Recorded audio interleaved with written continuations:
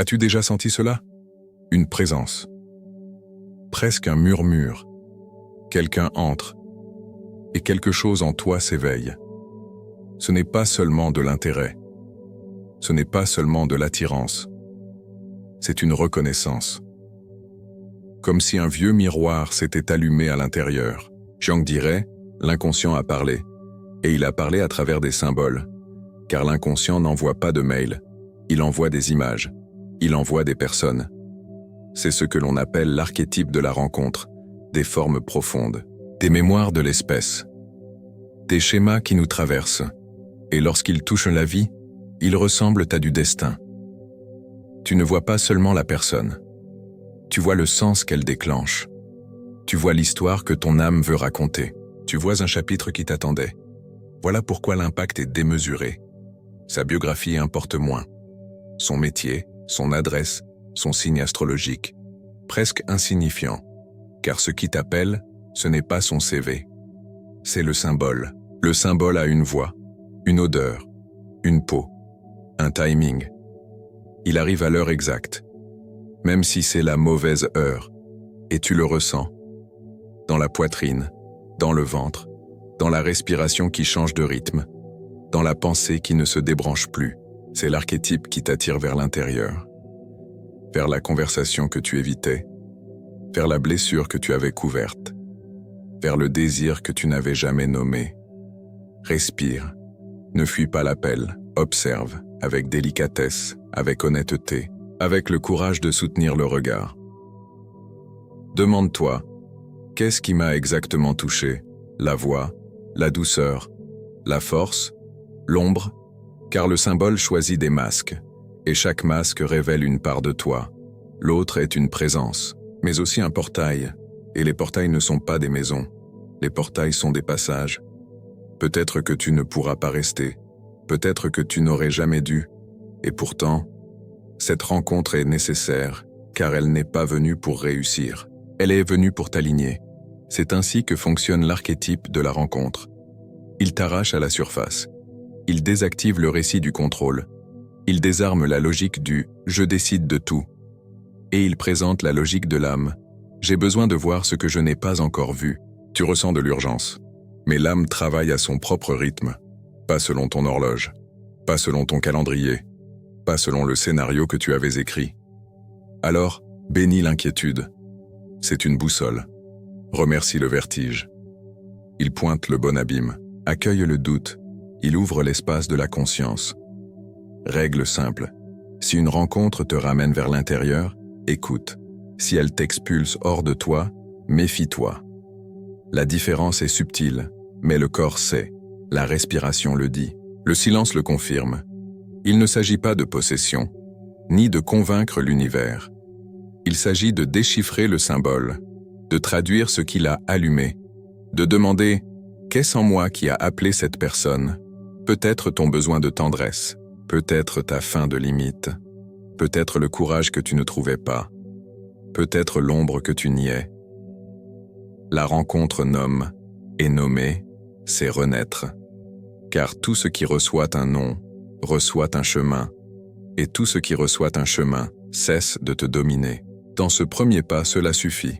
Reconnaître que ce n'est pas juste de la chimie, pas juste du manque, pas juste une coïncidence. C'est un langage psychique, qui parle fort, à travers quelqu'un, permet la question, retient la précipitation, sans les contours. Récupère tes projections, et garde une vérité simple. L'univers ne rapproche pas les gens pour combler un vide. Il rapproche les miroirs pour révéler des entiers. Quand le miroir apparaît, regarde. Quand ça fait mal, respire. Quand ça embrouille, écris. Quand ça s'apaise, remercie. Car l'archétype t'a trouvé, et trouvé, est déjà le début de la guérison. Au prochain pas, nous approfondirons la projection, anima, animus, les deux clés de la reconnaissance, et pourquoi elles te font jurer que tu as toujours connu cette personne, même si tu l'as vue pour la première fois hier.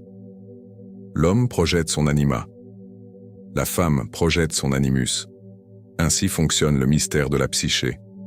Ainsi se révèle ce qui était caché.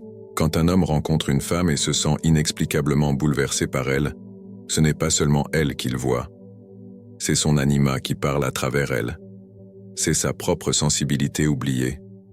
Son intuition, sa tendresse, sa poésie intérieure, qui se présente devant lui avec voix et formes.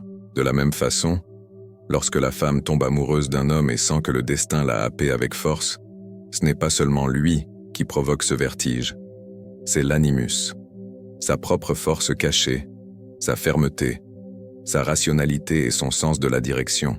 Tout cela projeté dans ce regard qui semble contenir l'univers. C'est pourquoi, dans ces rencontres, le temps se déforme. Tu regardes quelqu'un que tu viens de connaître, et tu as l'impression d'avoir déjà marché des vies entières à ses côtés. C'est le choc de la reconnaissance. Non pas la reconnaissance de l'autre, mais la reconnaissance de toi-même à travers l'autre. Tu crois avoir trouvé l'âme sœur, mais, en réalité, tu as trouvé une partie de ta propre âme. Une partie qui était cachée, endormie, et qui attendait ce miroir pour s'éveiller. Alors vient la confusion. Tu penses que le but est d'être ensemble. Tu crois que toute ta vie n'avait de sens que pour t'amener à ce moment. Tu crois que, sans cette personne, rien n'aura de valeur. Mais l'inconscient fonctionne selon une autre logique. Il n'offre pas ces rencontres pour la possession. Il les offre pour la révélation. Le but n'est pas de se fondre dans l'autre, mais de se voir à travers lui. L'amour impossible n'est pas une punition, c'est une initiation, un appel à intégrer ce que tu n'avais pas encore reconnu en toi. Cette rencontre ouvre des portails, elle dévoile des vulnérabilités cachées, elle révèle des désirs réprimés, elle expose des peurs anciennes, et elle montre des chemins que tu n'aurais jamais vus seul. Voilà pourquoi la douleur est si intense, parce que tu crois avoir perdu quelqu'un, mais en vérité, ce que tu crains de perdre, c'est toi-même reflété dans ce visage. Le véritable apprentissage est de ramener la projection. De comprendre que ce que tu admirais tant chez l'autre est aussi ta propre nature. C'est une part de toi, une part qui demande maintenant à être vécue. Voilà le paradoxe de l'âme. Tu as l'impression d'avoir rencontré quelqu'un que tu attendais depuis toujours. Et d'une certaine manière, c'est vrai. Mais ce quelqu'un, c'est toi. Tu t'es trouvé dans le reflet d'un autre être. Jung croyait que la vie ne s'explique pas seulement par la logique du hasard. Il existe des moments où les faits semblent alignés par un ordre invisible. Il appelait cela la synchronicité, des coïncidences significatives, des événements sans lien de cause à effet mais porteurs d'un sens. Tu penses à quelqu'un que tu n'as pas vu depuis des années, et cette personne t'appelle quelques minutes plus tard. Tu ouvres un livre, au hasard, et la phrase que tu lis répond exactement à ton tourment intérieur. Tu rencontres quelqu'un dans un lieu improbable, et tu sens que cela ne peut pas être un simple accident. Pour Jung, ces phénomènes montrent que la psyché individuelle et le monde extérieur ne sont pas des dimensions séparées. Elles communiquent, elles dialoguent, comme si l'inconscient parlait aussi à travers la réalité. Quand entre dans ta vie une personne avec qui tu ne peux pas rester, souvent cette rencontre porte la marque de la synchronicité, cette impression que tout était orchestré, qu'il y avait une intention cachée dans les coulisses de l'univers. Le temps semblait attendre ce moment. L'espace s'est organisé pour qu'il arrive, et tu sens, ce n'est pas juste une coïncidence. Le destin, dans ce sens, n'est pas une ligne rigide. Ce n'est pas un scénario déjà écrit et immuable. C'est plutôt comme un courant souterrain. Un flux qui guide certains événements lorsque l'âme doit s'éveiller. La synchronicité apparaît comme le signe de ce flux. Comme si l'univers te faisait un clin d'œil. Comme s'il murmurait « Ici se trouve quelque chose que tu dois voir ». Et alors surgit le paradoxe. Tu rencontres une personne chargée de destin. Tu ressens la force irrésistible de l'appel. Et pourtant, tu ne peux pas être avec elle. L'esprit se révolte, il demande. Pourquoi l'univers me montre-t-il cela si je ne peux pas le vivre? Mais la psyché répond autrement. Car le but n'est pas la possession, c'est l'éveil. La synchronicité ne se soucie pas de la commodité. Elle n'est pas au service de la satisfaction immédiate. Elle est au service de la totalité de l'âme. Au service de ce que Jung appelait le processus d'individuation. Ce processus est le chemin par lequel nous devenons entiers, et rien ne nous pousse plus profondément sur ce chemin que ce que nous ne pouvons pas contrôler, que ce qui nous échappe, que ce qui blesse, et en même temps, éclaire. La rencontre impossible, marquée par des coïncidences presque magiques, fonctionne comme un oracle vivant. Elle révèle qu'il existe un ordre au-delà de ce que tu vois, que l'invisible aussi gouverne la vie, que l'âme ne marche pas seulement sur les rails de la raison, mais dans les labyrinthes du symbole. Ces coïncidences significatives ont une autre fonction, confirmer que tu es sur le chemin. Quand le sens éclate autour d'une rencontre, c'est comme si la vie entière murmurait « Ici se trouve quelque chose d'essentiel ». Quel en effet, il y a bien quelque chose, non pas le roman que tu espérais, mais l'apprentissage dont tu avais besoin. Le destin ne place pas cette personne devant toi comme une récompense, ni comme une punition.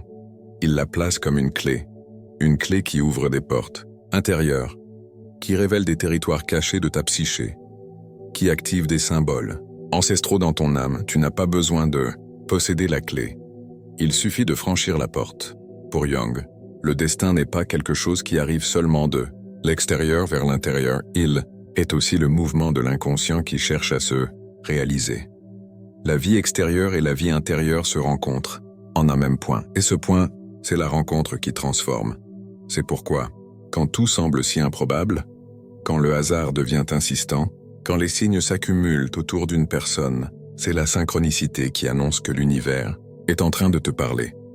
Non pas pour t'attacher à cette personne, mais pour écouter ce qu'elle réveille, pour comprendre ce que cette rencontre symbolise, pour continuer ton chemin avec une conscience élargie. Dans la vision jungienne, le destin n'est pas possession, il est intégration. Il n'est pas conquête de l'autre, il est découverte de soi à travers l'autre. Ainsi, cet amour impossible n'est pas une erreur de la vie. C'est un message de la vie, une lettre secrète de l'inconscient, écrite avec des symboles, des coïncidences et des rencontres qui paraissent millimétrées par l'univers lui-même. La véritable sagesse n'est pas de lutter contre cela, c'est de lire la lettre, d'accepter que le destin parle en langage symbolique et que chaque synchronicité est une invitation silencieuse à plonger plus profondément en soi. La douleur, elle aussi, a une fonction. Et ce n'est pas de détruire, c'est de révéler. Quand l'univers place dans ta vie quelqu'un que tu ne peux pas avoir, l'impact est si fort qu'il ouvre une blessure, une fissure dans l'âme. Et c'est précisément par cette fissure que l'inconscient, entre Jung disait que la blessure est un portail, un lieu où la lumière peut traverser. Non pas la lumière du confort, mais celle qui expose, qui illumine ce que tu ne voulais pas voir, qui révèle ce qui était enfoui. L'impossibilité fait mal parce qu'elle confronte. Elle montre que l'ego n'a pas le contrôle de tout. Tu peux désirer, rêver, supplier, mais le destin répond autrement. Et dans ce refus, tu découvres la mesure de ta fragilité. Le manque enseigne. La limite éduque. Ce que l'ego appelle défaite, l'âme reconnaît comme commencement. Ne pas pouvoir posséder l'autre t'oblige à tourner le regard vers l'intérieur. La question change, elle cesse d'être. Pourquoi ne puis-je pas avoir cette personne? Et devient, qu'est-ce que cette absence tente de me montrer? C'est là que la douleur se transforme en catalyseur. Elle t'oblige à ramener les projections. Ce qui semblait vivre dans l'autre doit maintenant être trouvé en toi. La sensibilité qui l'éveillait, la force qu'elle irradiait. Le courage que tu ne sentais qu'en présence de l'autre. Tout, cela est à toi. Cela t'appartient depuis toujours, et maintenant, cela demande à naître en toi. La douleur enseigne aussi le deuil, par le deuil de ce qui n'a jamais vraiment existé. Le deuil de l'histoire qui n'a vécu qu'en imagination, c'est un deuil paradoxal.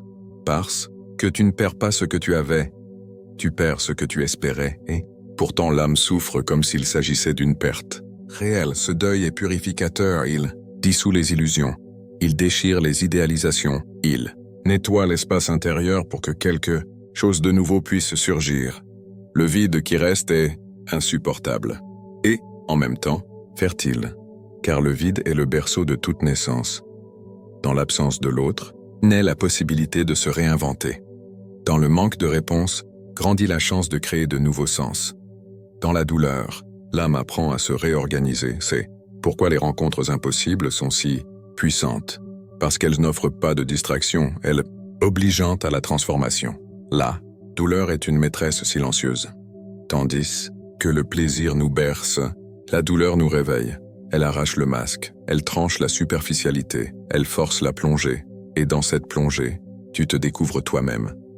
Tu découvres des forces que tu ne soupçonnais pas. Tu découvres des blessures qui demandèrent depuis des années à être guéries.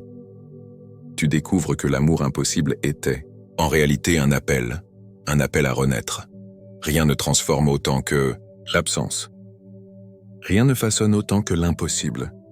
Parce que la douleur n'est pas seulement souffrance, mais elle est aussi alchimie. Elle est feu qui brûle, mais aussi feu qui purifie. Jung nous rappelle qu'il ne s'agit pas d'éviter la douleur, mais de l'écouter. De lui demander ce qu'elle veut enseigner. De lui permettre d'accomplir sa fonction. La rencontre qui n'a pas pu s'accomplir dehors, s'accomplit dedans. Ce qui n'a pas pu être vécu dans le monde extérieur devient initiation dans le monde intérieur et, au final, la douleur se révèle non pas comme ennemie, mais comme alliée, car c'est elle qui a ouvert le chemin, c'est elle qui a allumé la lumière. C'est elle qui a montré que, même sans l'autre, il existe un univers entier qui attend de naître en toi. Le désir réclame toujours la possession. L'inconscient, non. L'inconscient réclame la transformation.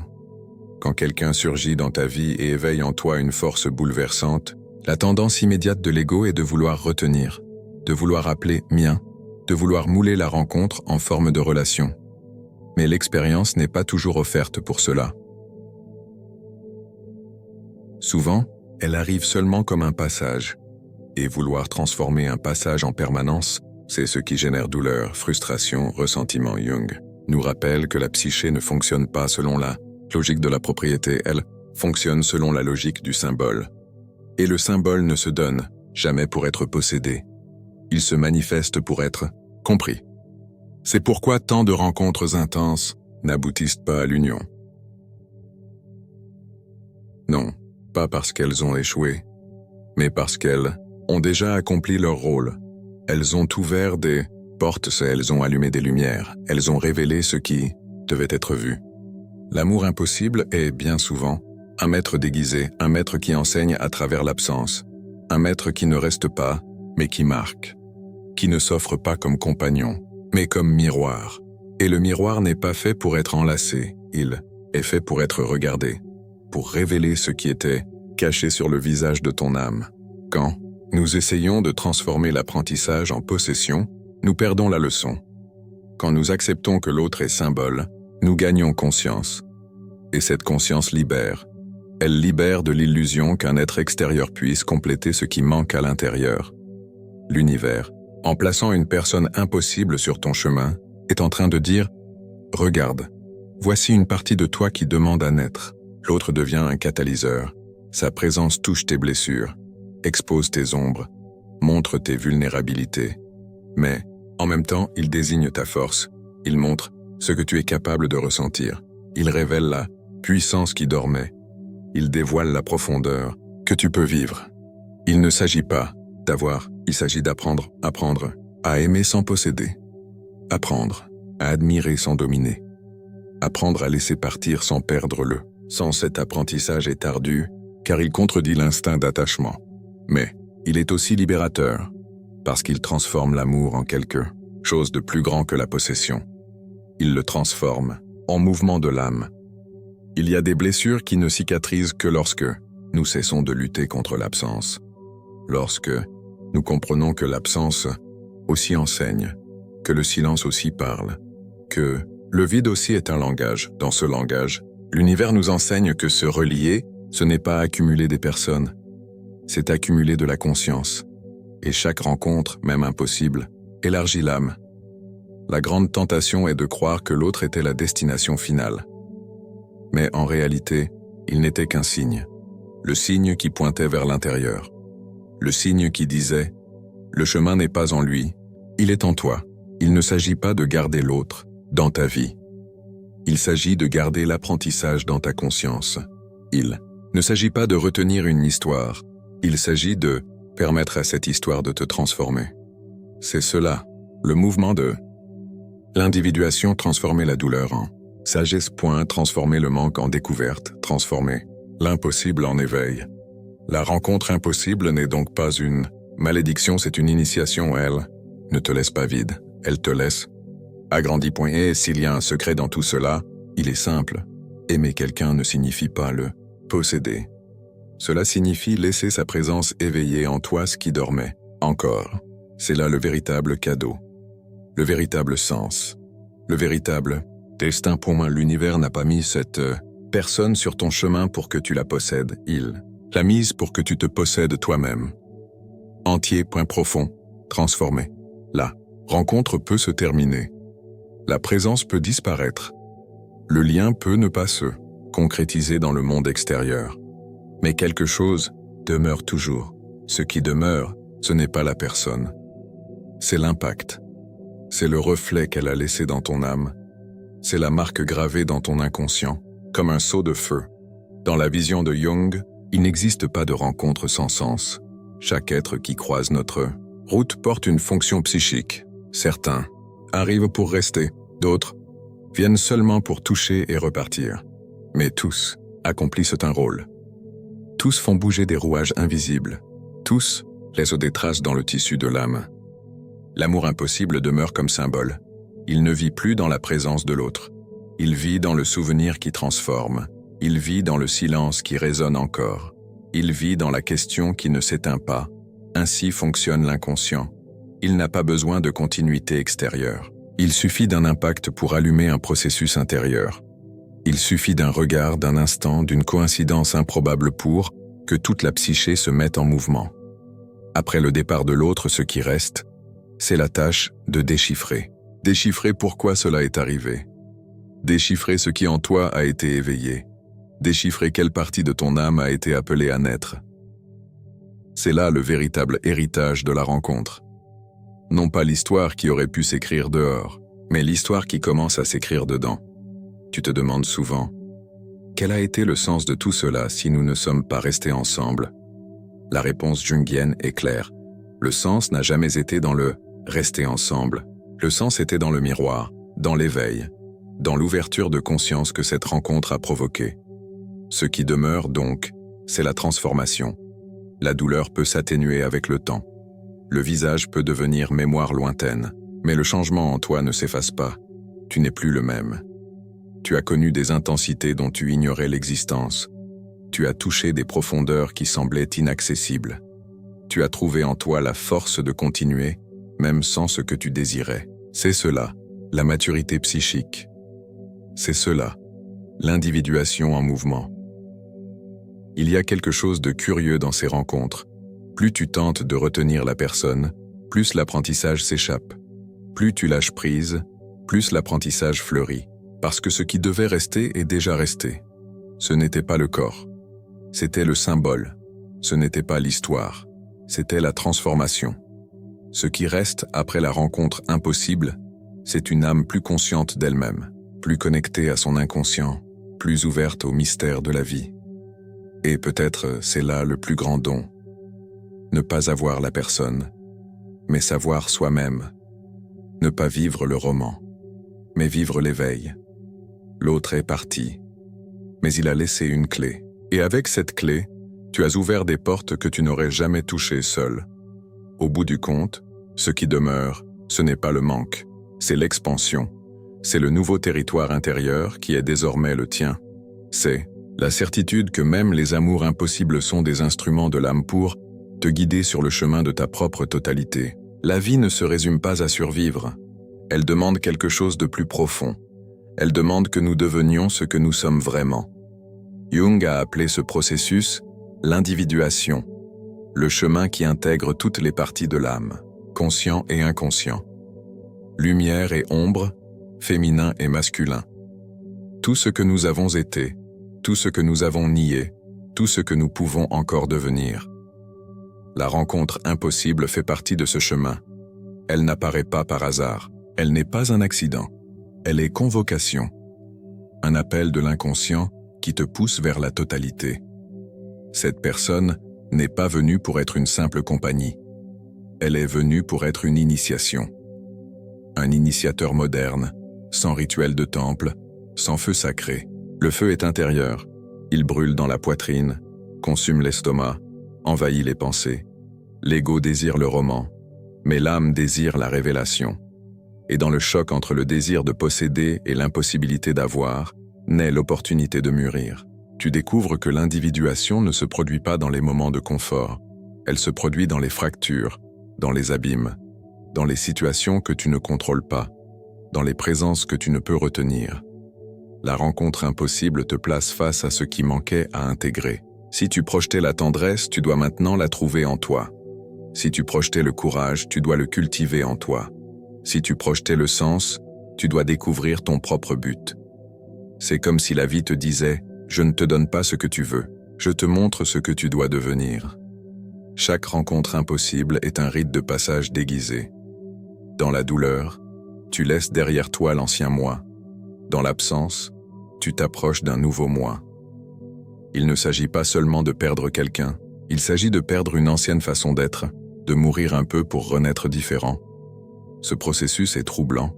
Le cœur veut s'accrocher, mais le destin exige de lâcher prise. Et, dans cet acte de lâcher, quelque chose en toi mûrit. Quelque chose apprend que la vie n'est pas possession. Elle est flux. Elle est intégration. Elle est devenir entier, même sans l'autre. La rencontre impossible révèle aussi ton mythe personnel. Chaque vie s'organise comme une narration symbolique. Et dans toute narration, il y a des personnages qui apparaissent pour transformer le héros. Ils ne restent pas jusqu'à la fin de l'histoire. Mais sans eux, l'histoire n'avance pas. Cette personne a été un personnage essentiel dans le mythe de ton âme. Elle a joué le rôle de guide, de miroir, d'étincelle. Et en partant, elle t'a laissé le devoir de continuer la route. L'individuation, c'est cela. Transformer le désir en conscience. Transformer la passion en sagesse. Transformer la douleur de ne pas avoir en force pour être. La rencontre impossible ne t'enlève rien. Elle te rend. Elle te rend des parties oubliées. Elle te rend des sensibilités niées. Elle te rend des forces cachées. Elle te rend à toi-même. Et au bout du compte, l'individuation demande de la gratitude, non pour la souffrance, mais pour l'apprentissage. Non pour l'absence, mais pour l'éveil. L'autre n'a pas été une erreur. Il a été un message, un portail, un symbole. Et les symboles n'appartiennent à personne. Ils appartiennent à l'éternité. C'est pourquoi ces rencontres ne sont pas des échecs de la vie. Elles sont des chapitres inévitables de l'âme. Des épreuves qui déchirent l'ego, mais qui élargissent la conscience. Des pièces du puzzle du destin, placées exactement à leur juste place. Ainsi, l'amour impossible se révèle comme une partie de ton processus d'individuation. Et l'individuation est la raison même d'être en vie. Non pour conquérir quelqu'un, mais pour te conquérir toi-même. Non pour emprisonner l'autre, mais pour libérer l'âme. Dans le silence de l'impossible, tu te découvres entier. Et tu découvres qu'en réalité, ce n'est pas la rencontre qui a échoué, c'est la rencontre qui a accompli exactement sa fonction. Te pousser un pas plus près de ce que tu as toujours cherché à devenir. Au bout du compte, une question demeure. Pourquoi l'univers place-t-il quelqu'un dans notre vie avec qui nous ne pouvons pas rester? La réponse n'est pas dans la logique, elle est dans le mystère, elle est dans l'inconscient, elle est dans le destin, qui s'écrit non avec des mots mais avec des symboles. Ces rencontres ne sont pas des punitions, elles ne sont pas des ironies, elles sont langage, le langage de l'âme, qui choisit des visages et des présences pour révéler des vérités intérieures. Quand quelqu'un d'impossible entre dans ta vie, il apporte avec lui un miroir. Et dans ce miroir, tu vois non seulement l'autre, mais des fragments oubliés de toi-même. L'homme voit son anima, la femme voit son animus, et le choc de cette reconnaissance est si intense qu'il ressemble à un amour venu d'autres vies. Mais en réalité, c'est l'amour pour une partie de soi-même qui trouve enfin une forme. La synchronicité entoure la rencontre de signes et de coïncidences improbables. C'est comme si l'univers entier te faisait un clin d'œil, disant « Prête attention ». Et quand tu prêtes attention, tu découvres que le hasard n'a jamais été hasard. Il y avait une intention cachée. Il y avait un appel silencieux. L'impossible engendre la douleur. Mais cette douleur n'est pas punition. C'est initiation. C'est feu alchimique qui brûle mais qui purifie aussi. Dans l'absence, tu apprends à regarder en toi, Dans le manque, tu découvres ta propre force. Dans la perte, tu te retrouves. L'ego réclame la possession, mais l'âme réclame l'apprentissage. Il ne s'agit pas de retenir quelqu'un. Il s'agit de permettre à cette personne d'éveiller en toi ce qui dormait encore. L'autre n'est pas venu pour rester. Il est venu pour ouvrir. Ouvrir des blessures anciennes. Ouvrir des chemins cachés. Ouvrir des portails de conscience. Puis, la vie continue. Le visage s'efface dans la distance. L'histoire se dissout dans le temps. Mais quelque chose demeure. Demeure la transformation. Demeure la conscience élargie. Demeure la certitude que l'impossible enseigne aussi. Jung appelait cela l'individuation, le processus de devenir entier, de réconcilier les opposés, d'intégrer ombre et lumière, masculin et féminin, désir et limite. La rencontre impossible fait partie de ce voyage. Ce n'est pas un accident, mais une étape nécessaire. Un rite de passage sans autel, où l'autel est le cœur lui-même. Dans le silence de l'absence, tu comprends que tu n'as rien perdu. Au contraire, tu as gagné une vision. Tu as gagné en profondeur. Tu t'es gagné toi-même. Pourquoi l'univers place-t-il quelqu'un dans ta vie avec qui tu ne peux pas rester? Parce qu'il ne s'agissait pas de rester. Il s'agissait d'éveiller. Il s'agissait de rappeler que la vie n'est pas faite pour collectionner des personnes, mais pour devenir entier. L'autre n'était pas un destin frustré. Il était un destin accompli. Et la marque qu'il a laissée en toi est la preuve. La rencontre impossible n'a pas échoué. Elle a rempli sa fonction secrète, te ramener à toi-même. Et, au final, c'est cela qui demeure. Non pas la possession, mais l'apprentissage. Non pas la personne, mais la transformation. Non pas l'histoire extérieure, mais l'âme qui renaît à l'intérieur. Si ce message t'a touché d'une manière ou d'une autre, n'oublie pas de laisser un like et de t'abonner à la chaîne. Ainsi, nous continuerons ensemble ce chemin d'exploration intérieurette, de découverte de soi.